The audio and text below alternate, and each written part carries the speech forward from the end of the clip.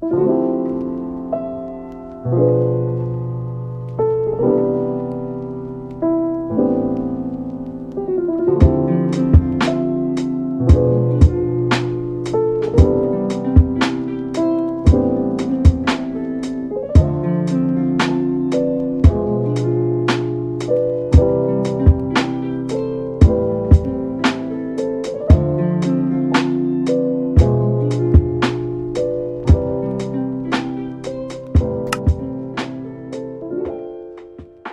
last book that we left off on was Love Theoretically.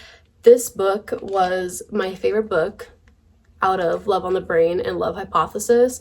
I felt that the conflict between the experimental and theoretical physicists was so interesting, and it actually felt real and not something that was just made up to create some sort of backlash between the two characters. Just felt like their dynamic was super cute. In the moment, and looking back, almost 3 months later after finishing this, I would still rate this what I gave it, and I gave it a 4.5 out of 5 stars. My brain can't get too complex because then I will go crazy. So based off of vibes, that's how I rate my books. Just a disclaimer.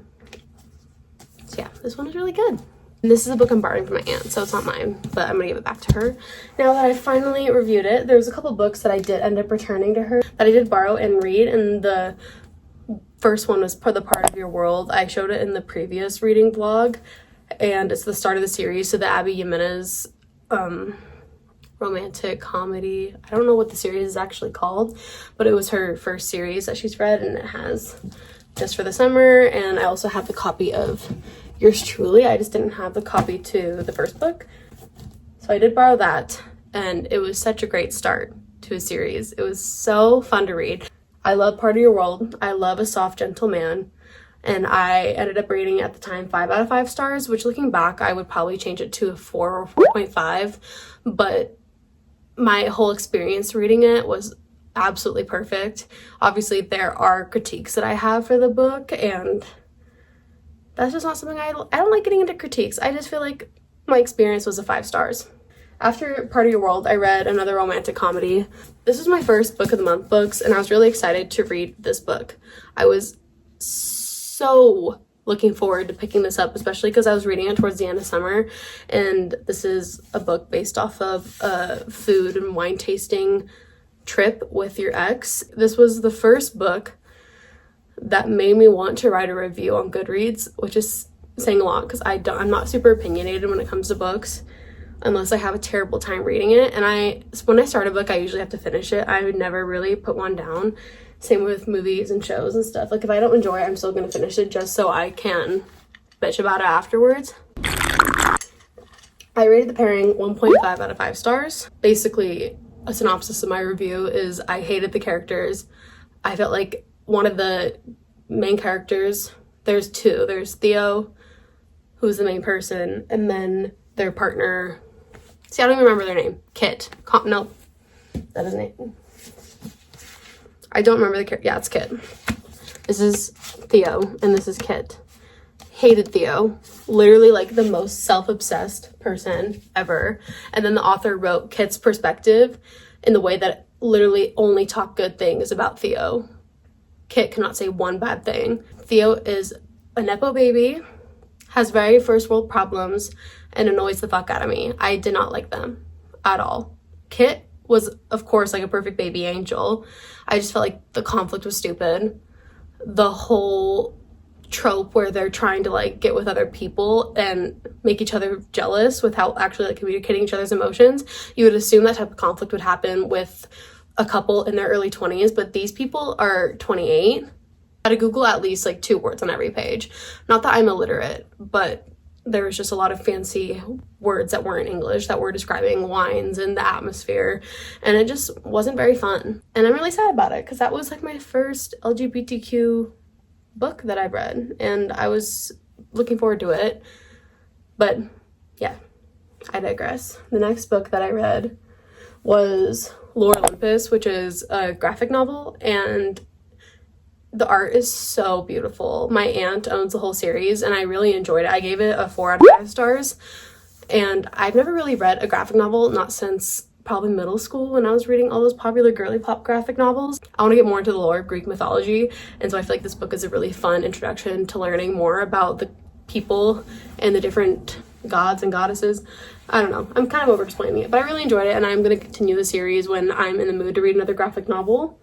The next book I read is a library book. It's a Paradise Problem. This is the cover. It was fun. I love Christina Lauren. My favorite book ever is by Christina Lauren, and I love that author collaboration. The Paradise Problem is another conflict book where the conflict is all just about rich people and blending in a poor person into a rich person world, which it can be really fun. I love Crazy Rich Asians. This one, it made sense. The conflict was great. This wasn't a book that I was necessarily mad at. I just didn't have a 5 out of 5 experience reading it. It was fun to read.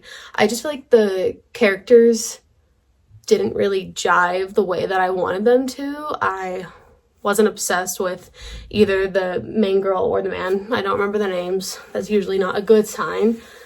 But yeah, I just rated it 3 out of 5 stars. It was fun. I read it while I was in Oregon, and it definitely kept me busy while my friends are doing homework.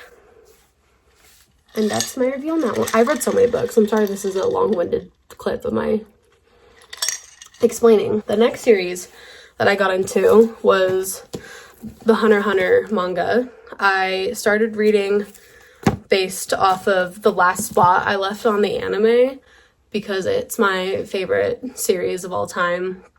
I love it. I've rewatched it 3 times. It's my favorite summer show to watch. I don't know why. It's just something that is super summer vibes for me. And my library has most of the volumes of Hunter x Hunter. So I started reading from the last spot that the anime left off, which is volume 32. This is the front cover. And I really enjoyed reading that one. So I continued reading the series. And throughout the past couple of months, I've read volume 33. And I just finished 34 2 days ago. And I have the next copy of 35. And I think it goes to volume 38. So I'm almost there to getting caught up with everything. And then I'm going to read the chapters online. And it's just been so fun. I'm very excited about the new arc. I love Kurapika. I think his powers are so fun to read about and to watch in certain events. And I don't know, I'm just really excited to do a deep dive on other characters that kind of were left behind during the main arcs of the show. I read yours truly. Sorry, this is kind of out of order.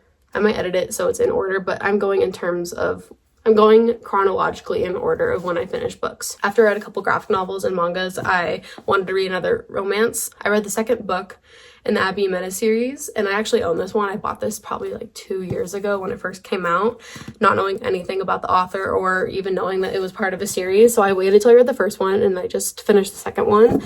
And I really loved the beginning of the book. It was really easy for me to get into. Throughout the beginning of the story, to get the characters connected, they're writing letters to each other, which I find so adorable.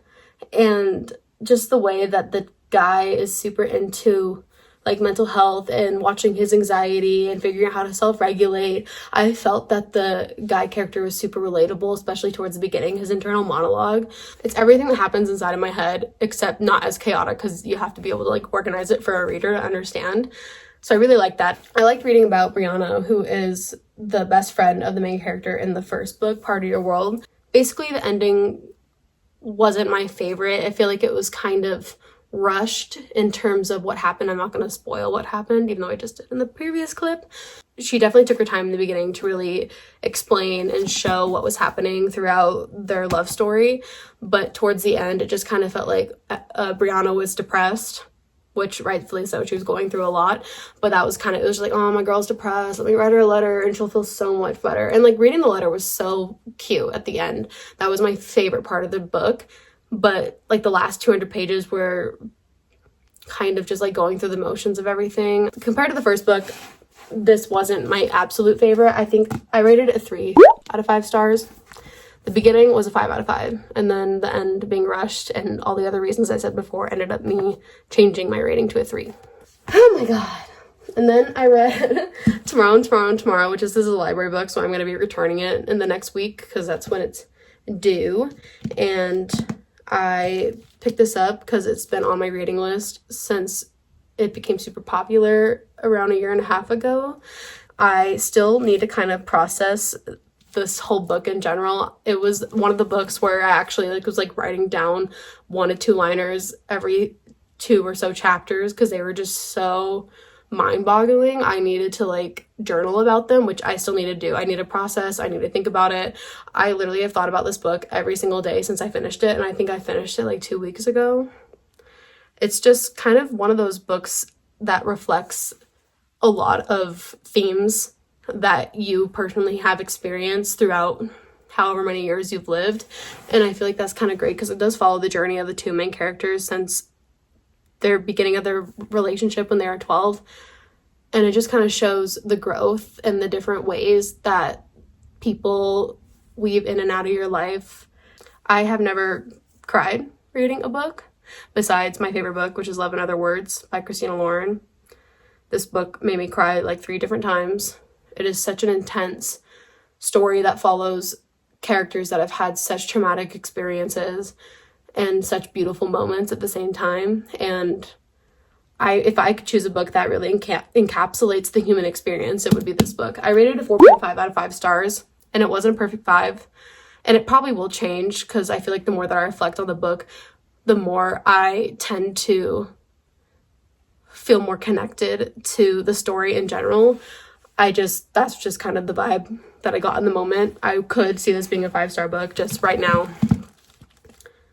I still need to process things. I still need to write down some stuff and kind of work my ideas out because I just feel very overwhelmed when I think about this book. It was kind of hard for me to even like start this clip because I knew that I was gonna have to explain kind of my opinions on it, which I have so many opinions on this book. I just can't put it into words. Finally, getting to the current read of the month is finishing up the series, and I picked up Just for the Summer also from the library. I have been using my library card like crazy, which has been so nice. I like the am I the asshole starting of it all, of the 2 characters texting and then eventually ended up meeting. And the mom of the main character in this book is the same mom of Daniel in Part of Your World. The mom is kind of unstable and isn't really in her life and just kind of leaves and comes in whenever she wants.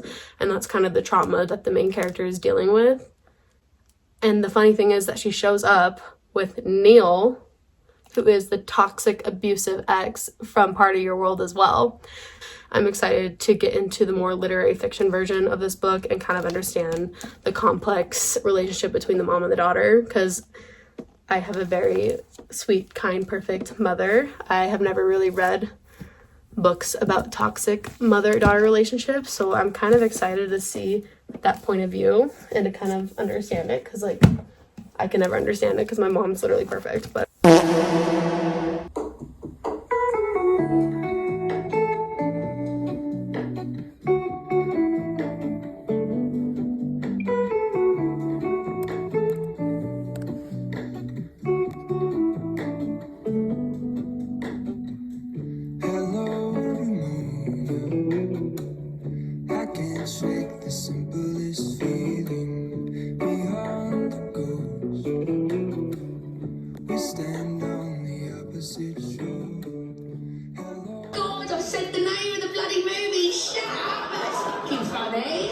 which is Turkey. So this handsome boy's feathers are hazelnut fondant.